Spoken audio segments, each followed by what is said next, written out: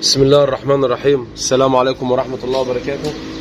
الفيديو النهارده احنا عمالين نتك على موضوع الكهرباء شوية، بحيث ان في عشان المية والنطرة والكلام ده كله. وفي حاجة تانية، ان انا لو عندي مشكلة في ملف الشحن ولا حاجة عندي بالنسبة ان الماكينة بتقطع، الفيشه بتاعته مش عارف ايه، بلاط الشحن مش عارف ابصر وما ادري في فيلم كتير في الكهرباء. بس انا هتك النهارده الفيديو مخصوص على ملف الشحن. ممكن ابقى جايب ملف الشحن جديد زيرو واركبه الماكينه ما تدورش. طب ازاي الكلام ده يا عم يسري؟ طبعا هتلاقي خارج الكهرباء تمام، بس خارج الكهرباء مش هيديك الكهرباء المظبوطه العاليه اللي هي بتاعتك، اللي هي بتاعت الدوار. في فرق كهرباء ان هو معكوسه، وفي فرق الكهرباء العاديه بتاعت الملف، وده هنوريه لكم دلوقتي في الفيديو. وركز معايا عشان نوريك الدنيا هتمشي ازاي. تعالى. طبعا ده ملف جديد، لسه جديد خالص اهوت، احنا مركبينه زيرو اهو.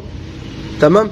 ركبنا الفيشه بتاعته هنا، وبعد ما خلصنا وجينا ندور الماكينه ما بتدورش، او اندارت بتدور بالعافيه وتقعد تقطع وتترجم ومش عارف ايه.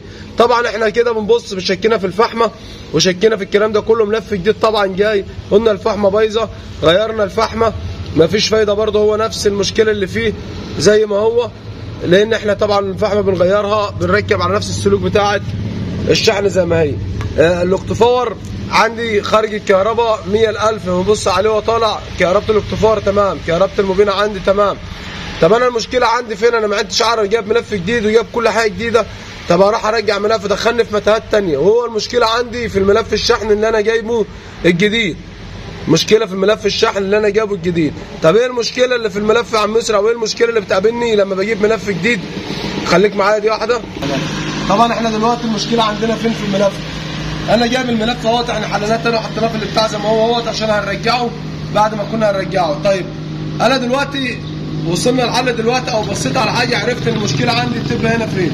انا لما بجيب ملف شحن عندي دي الفيشه بتاعت الاكتفاور اهي، تمام. دي فيشه الاكتفاور، تمام. دي اللي بتخرج الكهرباء بتاعت الفحمه بتاعتي. السلكين هنا عندي لو بصيت على السلوك هنا هتلاقي في ازرق، في ازرق اهوت، اسمر في ازرق واصفر، تمام. السلكين دول لو جينا بصينا هنا هنلاقي اصفر في ازرق اهو، اسمر في ازرق في اصفر، تمام. الابيض الاحمر ده. طيب ايه المشكله هنا؟ المشكله دول احيانا الفيشه ديت بتبقى جايه السلوك دي مقلوبه، السلوك مقلوب، بيبقى مثلا الاسمر مطرح الاحمر، هم مركبين الكليبسات بتتشال من هنا عادي، ومن هنا بيبقوا معكوسين. فاصبح ان خارج الكهرباء بتاعك اللي هو بيبقى طالع للملف او بيبقى طالع للاكتفاور ما بيطلعش الكهرباء مظبوطه، لان هي الفيشه معكوسه، تمام. فطبعا انت تبقى دايما الحته دي لازم تتك فيها ولما تجيب ملف شحن، بالذات في الموديلات القديمه. لما تجيب ملف شحن تبص عليه، اهم حاجه تبص عليها الفيش بتاعتك بتاعت الاكتفاور هنا زي هنا. لو لقيتهم معكوسين تقطع وتركب، تبدل السلكين بتوعك وتركب عشان ما توصلش للمرحله ديت. احنا لما غيرنا وبدلت السلوك انا وعدلتها، تعالى لقيت ان الشغل عندي هنا الفيشه الملف عندي فيه مشكله، فانا جبت سلوك زي ما انت شايف كده بتاعت سماعات اهي، وسلك بتاع فيشه ثانيه، ووصلت انا خدته مباشر من على الملف بتاعها من تحت، لان بعد ما حلينا ما لقيناش العيب في الملف، لقينا عيب في الفحمه نفسها. وبعد ما غيرنا وجينا ركبنا، انا ركبت الفيشه اهو، انا مبدل عامل واحد اصفر وواحد ابيض، وخدتهم على سلكين ووصلتهم على الملف من تحت. وهروح ادور الماكينه دلوقتي، الماكينه هتدور معايا من لطه واحده بالظبط، مش هتغيب خالص.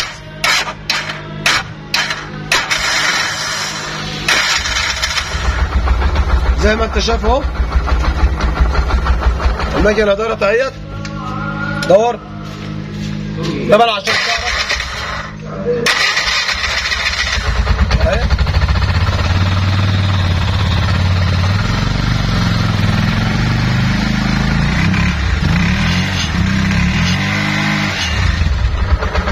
طبعا كده الماكينه دايره، الدوسه بتاعتها كويسه، طبعا الماكينه الثلاجه خالص، الدوسه كويسه، الصنانسيب بتاعها كويس، الماكينه كده ظبطت معانا. يبقى انا اهم حاجه اللي انا كنت عايز اوصله لك، ان انت لما تجيب ملف شحن كتير والماكينه ما تدورش معاك او تقطع، مش لازم ان يكون المشكله في اكتفاور كومبين الكلام ده كله، لا، اول حاجه تبص عليها الفيشه بتاعه الاكتفاور.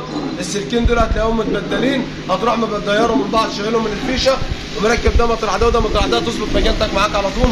وده كان الفيديو بتاعنا النهارده. لو عايز تظبط الطريق استنى زرار الفيديو الجاي ان شاء الله.